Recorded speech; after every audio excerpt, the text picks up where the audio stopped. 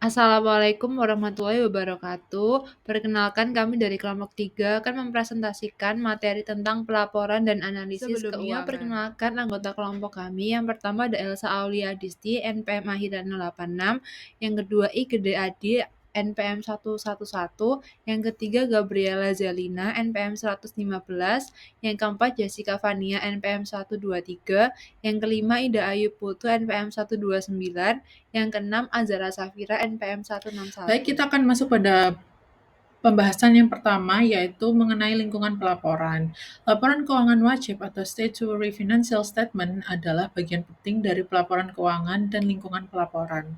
Untuk menilai apakah informasi dalam laporan keuangan itu berguna, perlunya kita terlebih dahulu mempertimbangkan dua hal utama. Yang pertama, apakah laporan tersebut informasinya memenuhi kebutuhan pengguna dan bagaimana informasi tersebut dibandingkan dengan sumber-sumber informasi lainnya, seperti data dari bank, laporan industri, atau informasi yang diberikan secara sukarela oleh manajer.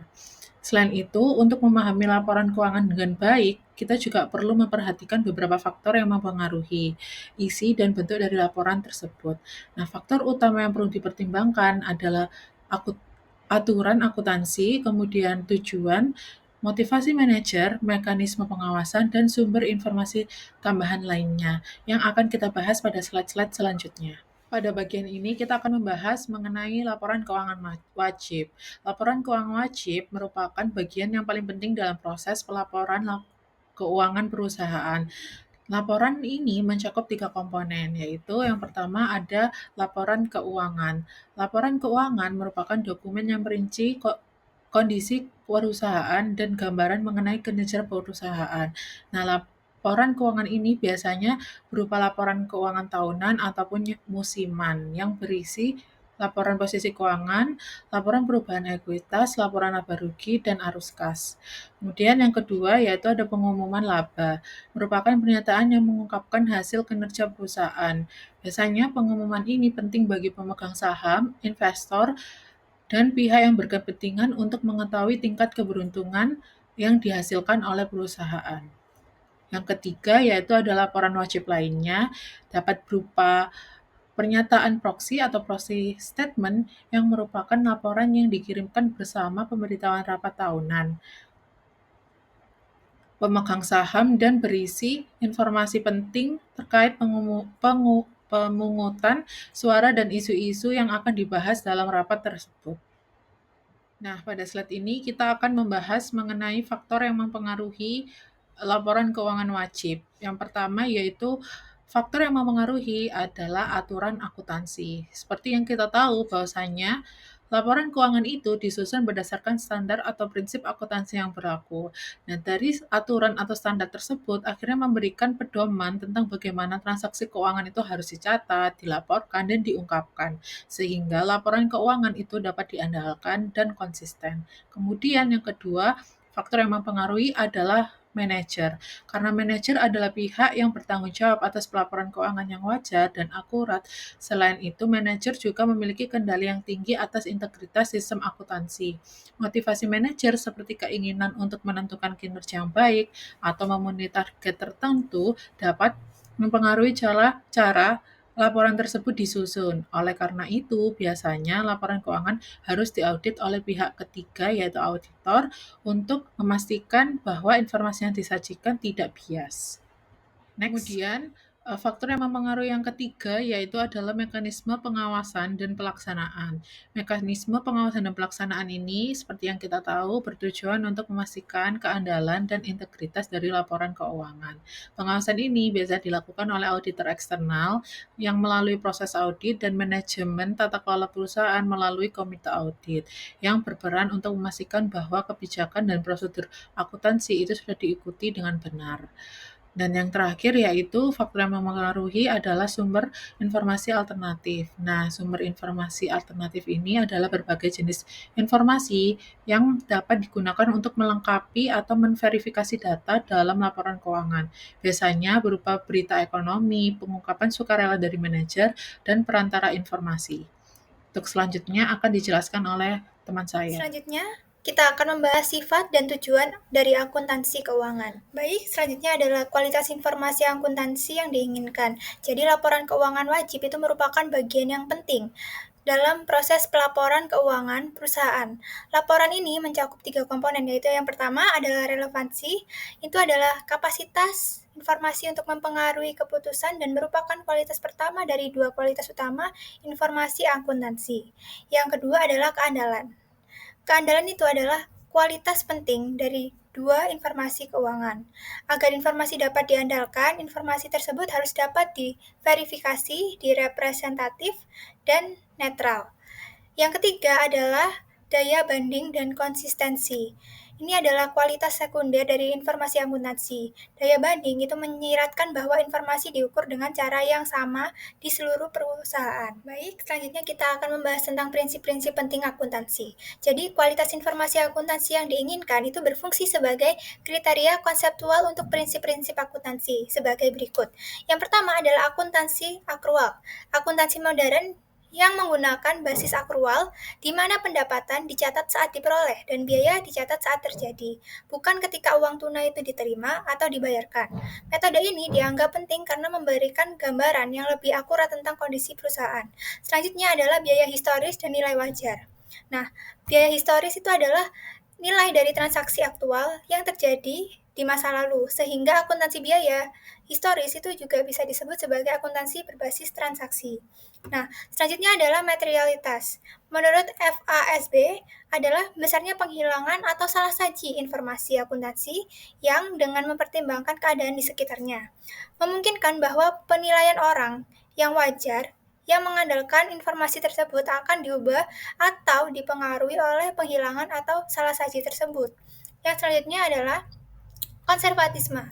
Nah, konservatisme ini melibatkan pelaporan pandangan yang paling tidak optimis ketika dihadapkan kepada ketidakpastian dalam pengukuran. Jadi, kejadian yang paling umum itu adalah bahwa keuntungan tidak diakui sampai terrealisasi, sedangkan kerugian itu diakuinya segera.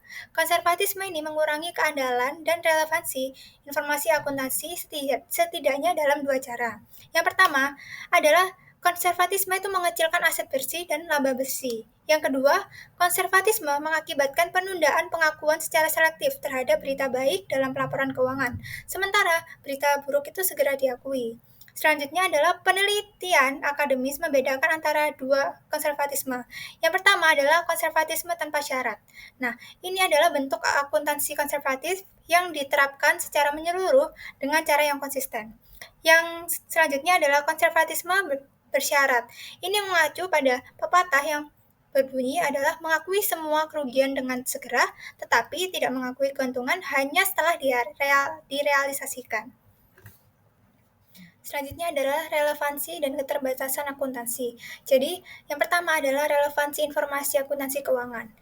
Akuntansi keuangan itu juga memiliki keterbatasan, namun tetap menjadi satu-satunya sistem yang andal untuk mencatat dan menganalisis kegiatan bisnis.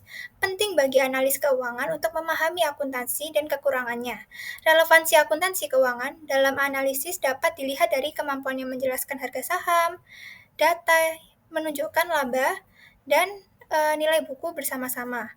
Mampu menjelaskan 50-75% perilaku harga saham selama 40 tahun terakhir. Baik, selanjutnya adalah kita membahas tentang keterbatasan informasi laporan keuangan. Nah, apa saja keuntungan yang ditawarkan oleh sumber-sumber alternatif ini? Kita dapat mengidentifikasi setidaknya menjadi 3. Yang pertama adalah ketepatan waktu. Nah, laporan keuangan itu disiapkan sesering mungkin setiap kuartal dan biasanya dirilis 3 hingga 6 minggu setelah akhir kuartal. Sebaiknya analis itu memperbarui perkiraan dan rekomendasi mereka hampir secara real time segera setelah informasi tentang perusahaan itu tersedia bagi mereka. Sumber-sumber informasi alternatif lainnya adalah seperti berita ekonomi, industri, atau perusahaan, juga tersedia dalam berbagai bentuk, termasuk melalui internet. Selanjutnya adalah frekuensi. Ini terkait dengan ketepatan waktu, adalah frekuensi. Nah, laporan keuangan itu biasanya disiapkan secara berkala, biasanya setiap kuartal. Nah, yang ketiga adalah berwawasan ke depan. Laporan keuangan itu cenderung kurang mencakup informasi berwawasan ke depan, dan lebih mengandalkan biaya historis yang seringkali menyebabkan keterlambatan pengakuan aktivitas bisnis. Sebagai contoh, dampak kontrak jangka panjang baru terhadap pendapatan masa depan biasanya segera diperkirakan oleh analis. Sementara, laporan keuangan hanya mencatatnya nanti, saat barang atau jasa telah diserahkan. Ini menunjukkan bahwa informasi akuntansi itu seringkali tertinggal dibanding informasi alternatif seperti laporan dan prakiraan analis yang lebih proaktif. Untuk slide selanjutnya akan dijelaskan oleh rekan saya. Di sini saya akan menjelaskan terkait dengan relevansi dan keterbatasan akuntansi akrual. Nah, keunggulan konseptual akuntansi akrual itu akuntansi atas arus kas. Nah, muncul itu karena laporan-laporan rugi berbasis akrual dan neraca itu lebih relevan untuk mengukur kinerja perusahaan saat ini dan masa depan. Nah, di sini itu ada dua relevansi pendapatan terhadap arus kas yang akan dijelaskan sebagai berikut. Yang pertama itu ada relevansi akrual jangka pendek. Nah, akrual jangka pendek ini itu meningkatkan relevansi akuntansi dengan membantu mencatat pendapatan saat diperoleh dan pengeluaran saat sedang terjadi pengeluaran. Nah, akrual ini juga menghasilkan angka pendapatan yang lebih mencerminkan profitabilitas dan juga menciptakan aset lancar dan kewajiban lancar yang menyediakan informasi berguna tentang kondisi keuangan. Nah, yang kedua ini adalah relevansi akrual jangka panjang. Nah, untuk melihat pentingnya akrual jangka panjang, mari kita perhatikan arus kas bebas yang terjadi ke perusahaan yang dihitung dengan mengurangi investasi jangka panjang, aset operasi, dan arus kas operasi. Nah, investasi semacam itu tuh bisa menimbulkan masalah bagi arus kas. Pertama, investasi ini itu biasanya besar dan jarang terjadi. Nah, hal ini menyebabkan volatilitas itu dalam arus kas bebas. Dan kedua, itu arus kas bebas melakukan pertumbuhan modal dan penggantian modal secara sinonim. Nah, investasi dalam proyek baru itu seringkali menjadi petanda baik bagi suatu perusahaan dan pasar. Biasanya dan pasar sendiri itu biasanya bereaksi positif terhadap pengeluaran modal tersebut. Nah, namun semua pengeluaran modal mengurangi arus kas bebas. Nah, masalah dengan arus kas bebas ini bisa terlihat dari pola arus kas operasi dan investasi. Nah, dari jumlahnya bisa dilihat, terus juga dari arus kas bebas ke perusahaan, dan yang terakhir itu adalah selama siklus hidup perusahaan. Selanjutnya, tetap pada materi relevansi dan keterbatasan akuntansi akrual. Nah, di sini tuh ada keunggulan juga dari akrual sendiri dalam memberikan informasi yang relevan tentang kinerja perusahaan, terus kinerja dan kondisi keuangan juga, dan juga untuk memprediksi arus kas masa depan. Nah, hal ini dapat dijelaskan sebagai berikut. Untuk kinerja keuangan sendiri, yang pertama itu pengakuan pendapatan dan penyesuaian biaya menghasilkan angka pendapatan yang lebih tinggi daripada arus kas untuk mengevaluasi kinerja keuangan. Nah, pendapatan pengakuan memastikan bahwa semua pendapatan yang diperoleh dalam satu periode itu diperhitungkan, dan pencocokan memastikan bahwa hanya biaya yang dapat diatribusikan itu pada pendapatan yang diperoleh dalam suatu periode yang telah dicatat. Nah, selanjutnya ini ada kondisi keuangan. Yang kedua itu adalah akuntansi akrual menghasilkan neraca yang lebih secara akurat, mencerminkan tingkat sumber daya yang tersedia bagi perusahaan untuk menghasilkan arus kas masa depan. Nah, yang terakhir itu adalah memprediksi arus kas masa depan. Nah, pendapatan akrual sendiri itu merupakan prediktor yang lebih baik untuk arus kas masa depan. Nah, arus kas saat ini karena setidaknya ada dua alasan. Yang pertama itu melalui pengakuan pendapatan. Nah, hal ini mencerminkan konsekuensi arus kas masa depan. Misalnya, kredit penjualan hari ini bernamakan uang tunai yang akan diterima dari pelanggan di masa mendatang. Kedua, akuntansi akrual itu lebih menjelaskan arus masuk dan juga arus keluar dari waktu ke waktu melalui proses pencocokan. Ini berarti pendapatan adalah prediktor yang lebih stabil dan dapat diandalkan oleh arus kas itu sendiri. Saya akan melakukan pembahasan terkait dengan mitos dan kebenaran akuntansi akrual dan juga arus kas. Nah, di sini ada beberapa di sini saya akan menjelaskan dulu terkait dengan akuntansi akrual dan arus kas di bagian mitos terlebih dahulu. Nah, di sini ada beberapa mitos dan pemahaman tentang akuntansi akrual dan juga arus kas. Nah, Untuk mitos sendiri, yang pertama itu dikarenakan nilai perusahaan itu pengaruh pada arus kas masa depan, dan juga maka hanya arus kas saat ini yang relevan untuk penelitian. Nah, jika kita menerima bahwa nilai perusahaan hanya bergantung pada masa depan, maka masa depan arus kas tentunya, maka tidak ada alasan untuk selalu menghubungkan arus kas saat ini dengan arus kas masa depan. Nah, saya tunjukkan juga bahwa pendapatan saat ini itu adalah alat prediktor terbaik daripada arus kas masa depan. Nah, selanjutnya itu adalah yang kedua adalah mitos terkait dengan semua arus kas relevan dengan nilai. Nah, banyak jenis arus kas tidak mempengaruhi nilai perusahaan, misalnya uang tunai yang dikumpulkan dari pelanggan secara kredit. Selain itu, arus kas tertentu jenis arus kas yang berhubungan negatif dengan nilai perusahaan, misalnya modal pengeluaran mengurangi arus kas bebas, tetapi biasanya meningkatkan nilai perusahaan juga. Dan yang ketiga, untuk mitos yang ketiga, itu adalah semua penyesuaian akuntansi aktual tidak relevan dengan nilai. Memang benar bahwa penyesuaian akuntansi seperti metode akuntansi alternatif untuk aktivitas bisnis dasar yang sama tidak menghasilkan penilaian berbeda. Namun, tidak semua penyesuaian akuntansi bersifat kosmetik ini tujuan utama, namun tidak semua ya, penyesuaian akuntansi bersifat kosmetik. Nah, tujuan utama dari akuntansi aktual adalah untuk membuat penyesuaian untuk transaksi yang memiliki implikasi arus kas masa depan. Dan yang poin keempat terkait mitosnya, itu ada arus kas tidak dapat dimanipulasi. Pertanyaan ini tidak hanya salah, mungkin lebih mudah untuk memanipulasi arus kas daripada memanipulasi pendapatan. Misalnya, arus kas dapat ditingkatkan dengan menunda pengeluaran modal atau pembayaran pengeluaran, atau dengan mempercepat penagihan uang tunai dari pelanggan. Terus yang kelima, ini adalah semua pendapatan itu dimanipulasi. Nah, beberapa manajer yang memang mengelola pendapatan dan frekuensi praktik ini mungkin meningkat, namun tindakan penegakan SEC itu ditujukan pada laporan keuangan yang curang dan penyajian kembali laporan keuangan yang telah diterbitkan sebelumnya. Nah, laporan keuangan mempengaruhi sebagian kecil perusahaan yang diperdagangkan secara publik. Terus yang keenam itu mitos tidak mungkin mengelola pendapatan secara konsisten dalam jangka panjang. Beberapa pengguna mungkin menyatakan tidak mungkin untuk mengelola pendapatan naik tahun ke tahun karena akuntansi. Aturan tersebut menyatakan bahwa aktual akhirnya akan berbalik, yaitu akuntansi aktual dan akuntansi kas, dan tentunya akuntansi pendapatan dalam jangka panjang. Selanjutnya saya akan menjelaskan terkait dengan akuntansi aktual dan juga arus kas itu dalam posisi kebenaran atau faktanya. Dan di sini ada beberapa fakta penting tentang akuntansi aktual dan juga arus kas. Nah, untuk fakta yang pertama, itu akuntansi aktual atau pendapatan sendiri itu lebih relevan daripada arus kas. Baik secara konseptual maupun praktis, pendapatan aktual lebih relevan daripada arus kas dalam mengukur kondisi dan juga kinerja dalam keuangan serta dalam penilaian. Nah, fakta yang kedua, itu arus kas itu lebih dapat diandalkan daripada aktual. Nah, pernyataan ini benar dan menunjukkan bahwa arus kas dapat dan memang memainkan peran lengkap yang penting dengan aktual. Namun, pernyataan seperti ini itu seperti arus kas tidak dapat dimanipulasi itu tidaklah benar.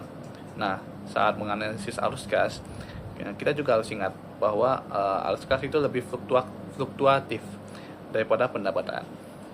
Nah, untuk fakta yang ketiga, itu angka akuntansi aktual rentan terhadap distorsi akuntansi. Nah, adanya metode akuntansi alternatif sama dengan manajemen laba mengurangi baik daya banding maupun konsistensi angka akuntansi aktual. Selain itu, aturan akuntansi yang sewenang-wenang dan kesalahan estimasi dapat menghasilkan distorsi akuntansi. Nah, yang terakhir itu adalah terkait dengan fakta yang terakhir ya. Itu terkait dengan nilai perusahaan dapat ditentukan dengan menggunakan angka akuntansi aktual. Nah, beberapa individu secara keliru menyatakan bahwa nilai ditentukan hanya berdasarkan diskonto arus kas. Nah, di pembelajaran ini itu menunjukkan bahwa kita juga dapat menentukan nilai sebagai jumlah nilai buku saat ini dan pendapatan residual masa depan yang didiskontokan. Pembahasan terkait dengan haruskah kita meninggalkan akrual untuk arus kas? Nah, beberapa pihak itu menganjurkan untuk meninggalkan model penilaian yang berbasis pada pendapatan akrual dan lebih memilih model penilaian yang berbasis pada pendapatan aktual. Nah, seringkali yang mendasari posisi ini adalah sikap bahwa akuntansi akrual itu tidak ilmiah dan juga tidak relevan. Nah, kita tahu sendiri bahwa akuntansi akrual tidak sempurna dan adanya aturan yang sewenang-wenang, kesalahan estimasi, dan manajemen laba mendistorsi kegunaannya. Kita juga tahu bahwa akuntansi akrual lebih baik daripada arus kas dalam banyak hal, secara konseptual lebih unggul dan juga bekerja secara lebih praktis. Meskipun keunikannya tersebut, hal ini berguna dan penting untuk analisis keuangan. Nah, pendekatan kami terhadap analisis adalah menyadari keterbatasan dalam akuntansi aktual dan untuk mengevaluasi dan menyesuaikan yang dilaporkan angka-angka dalam laporan keuangan melalui proses analisis akuntansi. Selanjutnya di sini ada akuntansi akrual. Jadi laporan keuangan terutama itu disusun berdasarkan berbasis akrual. Jadi para pendukungnya itu sangat percaya. Para pendukungnya ini dimaksudkan adalah para penggunanya, para pengguna akuntansi akrual percaya bahwa akuntansi akrual itu lebih unggul daripada akuntansi kas. Dan baik untuk mengukur kinerja maupun kondisi keuangan. Dan akuntansi akrual juga menimbulkan reaksi keras dari para penentang. Jadi bagi para penentang itu, akuntansi akrual itu merupakan campuran aturan yang rumit dan tidak sempurna yang mengaburkan tujuan dari laporan keuangan itu sendiri. Jadi arus kas dan akrual itu memberikan manfaat yang berbeda tujuan dan keduanya penting untuk analisis keuangan. Dan sangat penting bagi seorang analisis untuk memahami bahwa akuntansi akrual itu adalah analisis yang sangat efektif. Di sini ada kerangka akuntansi akrual. Jadi konsep akrual ini bertujuan untuk memberikan informasi kepada pemakai mengenai konsekuensi dari aktivitas usaha terhadap arus kas dan perusahaan di masa depan secepat mungkin dengan tingkat kepastian layak. Dan jenis arus kas ini antara lain ada arus kas bebas mencerminkan dampak tambahan investasi dan investasi terhadap aset operasional. Dan keunggulannya yaitu dapat digunakan dengan bebas untuk membayar dari kewajiban. Kerangka akuntansi akrual yang pertama ada akuntansi akrual itu sendiri. Akrual menurut definisi yaitu jumlah penyesuaian yang membuat laba bersih berbeda dari arus kas bersih. Penyesuaian ini mencakup penyesuaian yang mempengaruhi laba saat tidak terdapat dampak arus kas. Kemudian akrual jangka pendek dan jangka panjang. Akrual jangka pendek mengacu pada perbedaan waktu pendek antara laba dan arus kas. Akrual jangka panjang disebabkan oleh kapitalisasi. Kemudian yang ketiga ada akuntansi akrual mengurangi masalah ke depan waktu pengendalian. Yaitu akuntansi akrual ini mengatasi masalah tepat waktu maupun pengaitan yang selalu terdapat pada akuntansi kas. Masalah tepat waktu ini mengacu pada arus kas yang sangat tidak selalu terjadi bersamaan dengan aktivitas usaha yang menghasilkan kas tersebut. Kemudian yang keempat ada proses akrual, pengakuan pendapatan dan pengaitan beban. Yaitu akrual sampai pengakuan pendapatan dan pengaitan beban ini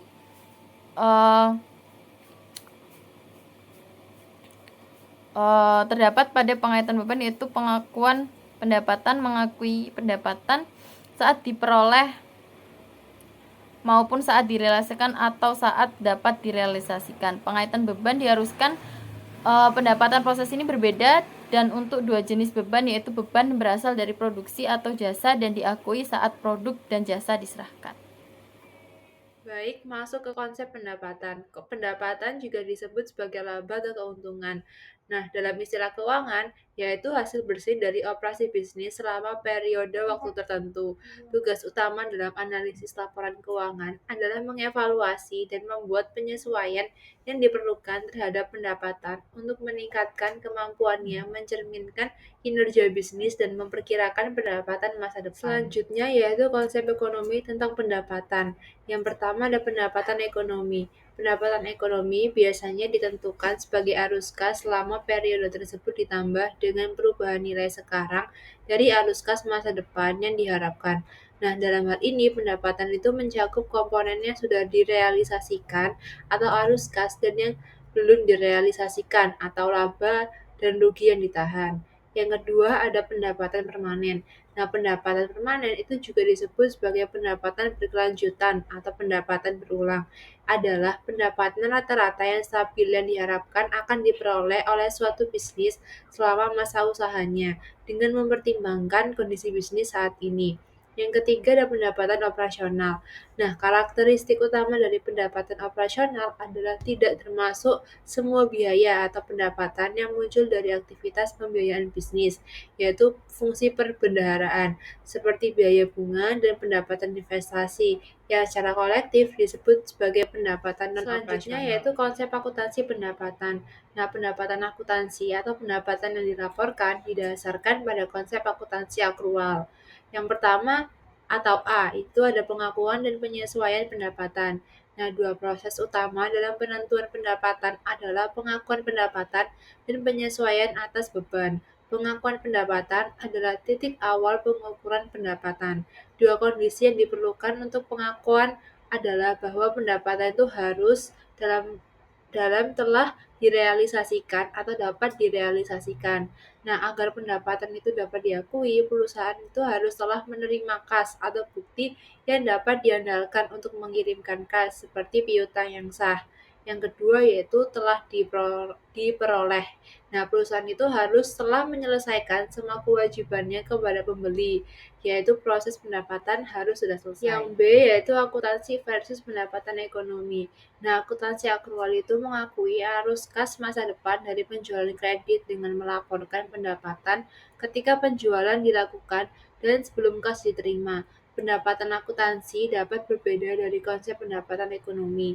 Beberapa alasan mengapa laba akuntansi itu berbeda dari laba ekonomi antara lain. Yang pertama, ada konsep pendapatan alternatif. Nah, konsep pendapatan ekonomi sangat berbeda dengan konsep pendapatan permanen. Yang kedua, ada biaya historis. Dasar biaya historis itu untuk pengukuran pendapatan menimbulkan perbedaan antara pendapatan akuntansi dan pendapatan ekonomi. Yang ketiga, ada dasar transaksi. Pendapatan akuntansi biasanya itu menunjukkan dampak dari transaksinya. Yang keempat, itu ada konservatif atau konservatisme. Nah, konservatisme itu menghasilkan pengakuan peristiwa yang mengurangi pendapatan secara langsung, meskipun tidak ada transaksi yang mendukungnya, misalnya adanya penurunan nilai persediaan. Yang kelima ada manajemen laba. Nah, manajemen laba ini menyebabkan penyimpangan dalam pendapatan akuntansi yang tidak ada hubungannya dalam kondisi ekonomi. Selanjutnya yang C yaitu komponen permanen, transitori, dan komponen yang tidak relevan dengan nilai. Perlu diketahui bahwa pendapatan akuntansi itu bertujuan untuk memperoleh elemen-elemen dari pendapatan permanen dan pendapatan ekonomi, walaupun dengan kesalahan perhitungan. Nah, oleh karena itu akan sangat berguna untuk melihat laba akuntansi yang terdiri dari 3 komponen. Yang pertama ada komponen permanen atau berulang. Dari pendapatan akuntansi ini diharapkan bertahan tanpa batas waktu. Komponen ini memiliki karakteristik yang identik dengan konsep ekonomi pendapatan permanen. Yang kedua ada komponen transitori atau tidak berulang. Dari pendapatan akuntansi ini tidak diharapkan untuk berulang. Ini adalah peristiwa satu kali. Komponen ini memiliki efek dolar per dolar pada nilai perusahaan. Konsep pendapatan ekonomi mencakup komponen permanen dan sementara.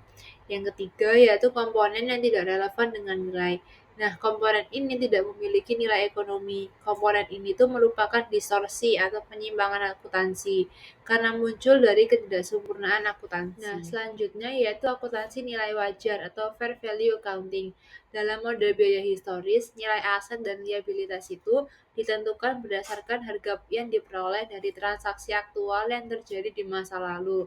Nah, alternatif dari model biaya historis ini adalah akuntansi nilai wajar. Dalam model akuntansi nilai wajar ini, nilai aset dan liabilitas ditentukan berdasarkan nilai wajarnya, biasanya disebut sebagai harga pasar, pada tanggal perhitungannya, yaitu sekitar tanggal pelaporan keuangan. Sebagai contoh, dalam model ini, nilai tanah yang dilaporkan dalam neraca merupakan harga pasar pada tanggal neraca. Laba rugi dalam model ini secara sederhana mewakili perubahan bersih dalam nilai wajar aset dan liabilitas selama periode tersebut. Selanjutnya, saya Jessica Fani Andani dengan NPM 22013010123 akan menjelaskan mengenai perbedaan model biaya historis dan nilai wajar. Biaya historis ini adalah cara menilai aset yang berdasarkan pada biaya yang dikeluarkan ketika aset tersebut dibeli, dan nilainya tidak akan berubah kecuali jika ada penyusutan. Sebaliknya, nilai wajar ini digunakan untuk menilai aset yang berdasarkan pada nilai pasarnya, yang dapat berubah dari waktu ke waktu, sehingga nilai wajar ini dapat mencerminkan kondisi perekonomian terkini. Selain itu, penghasilan dalam model biaya historis dapat dihitung dengan mencocokkan biaya dengan pendapatan yang diakui, sedangkan dalam nilai wajar, penghasilan didasarkan pada perubahan nilai aset dan kewajiban terkini. Selanjutnya ada hierarki input yang dapat digunakan untuk memperkirakan nilai wajar bahkan jika pasar aktif tidak ada. Di sini hierarki input ini meliputi 3 level. Untuk level yang pertama, harga di pasar aktif untuk ke aset atau kewajiban yang sama paling dapat diandalkan. Lalu untuk level yang kedua, harga di pasar aktif untuk aset serupa atau di pasar tidak aktif untuk aset yang sama kurang dapat diandalkan. Dan level terakhir adalah input yang tidak dapat diamati seperti asumsi manajer atau data internal perusahaan digunakan jika tidak ada pasar yang relevan. Hierarki ini dapat membantu menentukan keandalan nilai wajar yang dilaporkan, dengan level 1 sebagai yang paling diutamakan dan level 3 sebagai pilihan yang terakhir. Untuk dapat membantu menilai aset dan kewajiban. Lalu selanjutnya ada teknik penilaian. Di sini terdapat 3 teknik. Yang pertama dengan pendekatan pasar yang menggunakan harga dari transaksi pasar aktual yang ideal untuk data level 1 dan level 2. Lalu yang kedua terdapat pendekatan pendapatan yang mengukur nilai wajar dengan mendiskontokan arus kas masa depan ke nilai yang sekarang. Dalam teknik ini tuh sering digunakan untuk menilai aset tidak berwujud dan opsi saham. Lalu yang terakhir terdapat teknik pendekatan biaya yang digunakan untuk menilai biaya penggantian aset atas aset yang tersisa dengan memperhitungkan kemajuan teknologi dan keausan.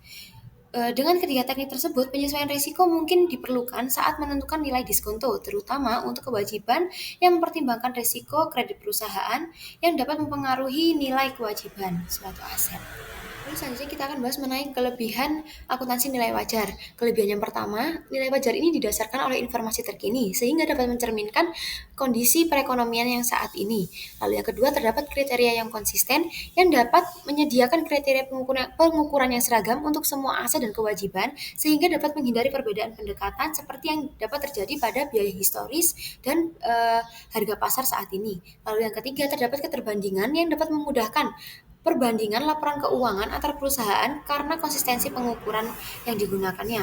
Lalu yang keempat, tanpa bias konservatif, yang memiliki manfaat sehingga kita dapat mendapatkan informasi yang lebih netral dan mendapatkan informasi yang lebih dapat diandalkan. Setelah yang terakhir, kelebihan nilai wajar ini bermanfaat untuk analisis laporan ekuitas yang lebih berguna untuk menilai potensi pertumbuhan perusahaan dibandingkan dengan akuntansi tradisional yang hanya fokus pada risiko kredit yang terjadi. Setelah membahas kelebihan akuntansi nilai wajar, sekarang kita akan membahas mengenai kekurangan akuntansi nilai wajar. Yang pertama, kurang objektif. Input level 3 yang berbasis asumsi manajer bisa menurunkan keandalan laporan keuangan. Lalu kekurangan yang kedua, terdapat resiko manipulasi yang memiliki kekhawatiran bahwa manajer bisa lebih mudah memanipulasi laporan keuangan dengan menggunakan input level 3. Lalu selanjutnya terdapat penggunaan input level 3 yang jika terlalu banyak, keandalan laporan keuangan ini bisa menurun, terutama di pasar yang kurang liquid. Lalu yang selanjutnya terdapat kekurangan konservatisme. Model nilai wajar bisa menyebabkan laporan keuangan disusun secara agresif yang kurang berguna bagi kreditor yang lebih membutuhkan informasi konservatif. Dan yang terakhir terdapat volatilasi pendapatan. Nilai wajar yang fluktuatif bisa menyebabkan pendapatan yang dilaporkan menjadi sangat bervariasi, yang dapat mengurangi kegunaannya dalam analisis laporan keuangan suatu perusahaan. Implikasi nilai wajar terhadap analisis. Di sini dengan menggunakan akuntansi nilai wajar, fokus analisis keuangan akan bergeser. Yang pertama, neraca akan menjadi fokus utama. menjadi lebih penting daripada laporan keuangan laba rugi karena pendapatan akhir hanya akan mengukur perubahan bersih dalam aset dan kewajiban. Lalu yang kedua, penyesuaian laba. Laba hanya menunjukkan perubahan nilai wajar, bukan profitabilitas yang sesungguhnya. Analis perlu memisahkan dampak operasi dari keuntungan atau kerugian yang belum direalisasi. Lalu yang ketiga, terdapat periksa input. Input level 3 yang kurang objektif ini bisa mempengaruhi keandalan laporan. Penting untuk memeriksa seberapa banyak input ini digunakan dan bagaimana perusahaan mengungkapkan asumsi mereka. Dan yang terakhir, terdapat kewajiban keuangan. Penurunan nilai wajar utama dapat menghasilkan keuntungan yang belum direalisasi, sehingga laba tampak lebih tinggi. Disarankan untuk menggunakan nilai nominal utang, bukan nilai wajarnya, untuk menilai kemampuan perusahaan dalam memenuhi kewajibannya secara nyata. Saat ini akuntansi nilai wajar diterapkan pada aset dan kewajiban finansial seperti sekuritas, investasi, dan hutang.